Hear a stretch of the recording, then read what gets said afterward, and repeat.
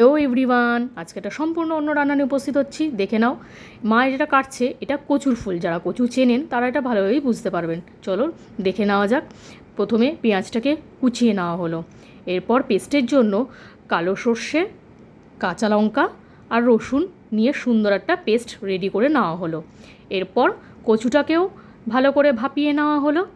তারপর কড়াইতে তেল দিয়ে এই পেঁয়াজ কুচিগুলোকে নিয়ে নুন হলুদ দিয়ে বেশ কিছুক্ষণ একটু নাড়াচাড়া করে নিয়ে এবার কচু ভাপাটাকেও দিয়ে দিতে হবে এবং স্বাদ অনুযায়ী একটুখানি লঙ্কা বাটাও দিয়ে দিতে হবে।